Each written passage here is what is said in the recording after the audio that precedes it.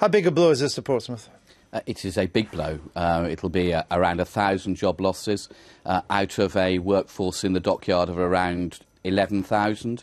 So it's very big. But for me, I think the real worry is that Portsmouth is the last place in England which builds and has the ability to build advanced surface warships.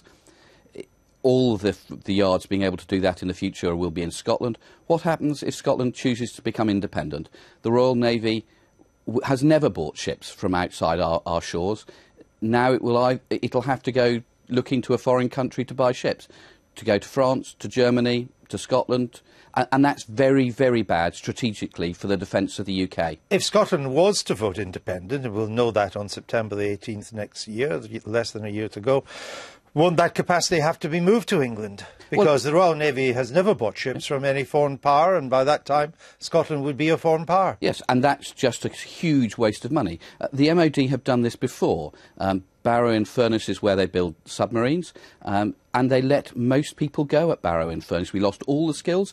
A new contract arrives, you have to re-employ people, re-skill people, a real waste of public money. So this is the wrong decision at the wrong time. But defence budgets are being slashed all over Europe, including in this country. People are not ordering the kind of ships that Portsmouth builds. Was it not inevitable, put aside the issue of Scottish independence for the moment, that the work would likely be concentrated on the 2 yards which are opposite each other on the Clyde, so you get a cluster of the 2 yards, and that Portsmouth would be the victim? And that is a decision that could have been made if the issue of Scottish independence was not around. We're an island nation. We depend on the sea lanes to bring in all the food we eat, the oil for our cars, the gas for our central heating. We depend on the Navy to defend our sea lanes. It is ludicrous to have a position where the Royal Navy has to go to a foreign power to be able to buy its warships. And that we're not cannot even be building right. it. We won't, I don't think, be building many more ships. We only have, I think the Royal Navy only has about 19 fighting ships now. No, there are 19 frigates and destroyers. We have about 40 based in Portsmouth. But a lot of these are the backup ships, aren't absolutely, but there are...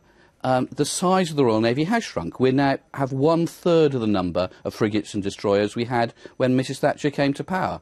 So the Navy is much smaller, but the political decision should have been to keep this, not to make this decision until the Scottish independence. They could have waited a year. They could have waited for 10 months to make this decision.